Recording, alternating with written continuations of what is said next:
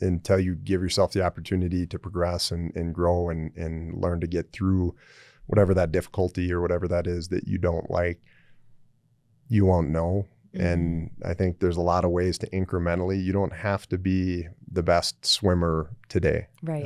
You just have to be a little bit better than you were yesterday. One of the first selection events, you do a long ruck event. And leading up to training, I was so focused on passing the initial fitness test to just start the assessment that I didn't ruck, I didn't do underwater stuff. I was just focused on, can I do push-ups? Can I do pull-ups? Can I do the 3 mile run? Yes. You know, and that took all of my time and energy. And when I got to the ruck, it's unknown time, unknown distance, and they just tell you to go. And I remember I was like, all right, I'm going to treat this like a workout, and I'm going to run for a couple minutes, and then I'll walk for a few minutes, and then I'll run for a couple minutes, and that'll help get me through. And I remember Master Sergeant came up to me and he's like, why are you walking?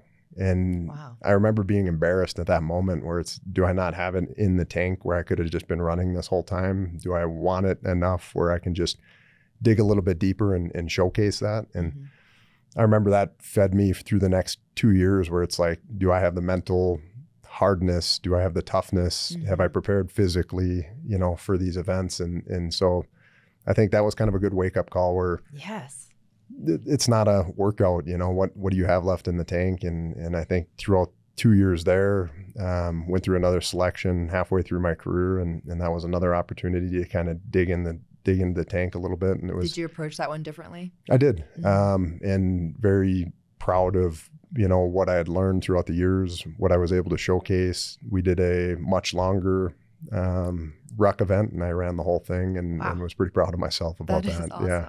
What a fantastic example, because I'm thinking about, you know, in our work, in our profession, we think about how can I create something to be sustained, right? How can I do something for the long haul?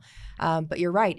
If we aren't thinking about how can we perform at our best, as part of that, you know, that equation, then we might not even get to the long haul, right? And so I think that's really powerful that you kind of shared, you know, giving your all and realizing that there was more in there than you originally were trying to, like, you know, save. Yeah. Wow, that's a really cool story.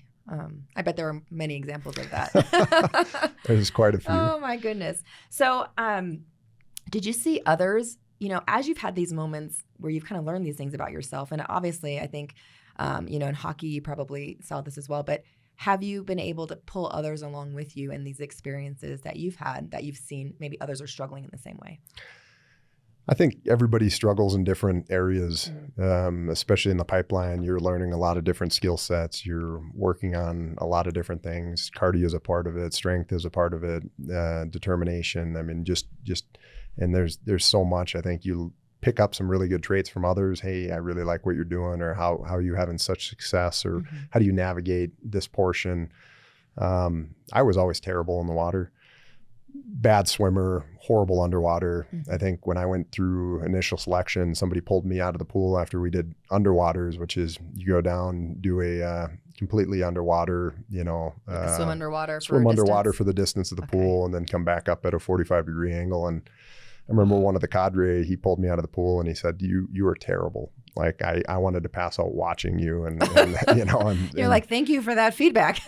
And so it's getting with people who are really good at it and getting advice. I think something throughout my career that I've been very blessed to have is really good mentorship, and you're typically not the first one to go through a process, find a new job, you know, and having a good network of people who, hey, how did you prepare? What set you up for success? Or especially in business now, it's a completely new world for me, and having mentors who are able to help, hey, think of it this way, or there's a better way to orient or situate or prepare yourself. And that's really important, to surround yourself with people who, you know, are able to elevate you, make you rethink kind of your approach to things, and then give you tips and advice.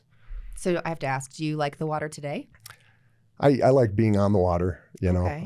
On a boat, just hanging out. There's some material Yeah. between you and the water. Exactly. So that leads me to this question. I know that was a little comical, but I'm curious, when someone as that's a developing leader or wherever they're at in their leadership journey, if they really want to be part of something, but there is something that is fundamentally part of that they just don't like or they're just not good at, what would be the advice you give them? Because some people might be like, I just hate that so much, I won't pursue the thing that I love because that component's in there.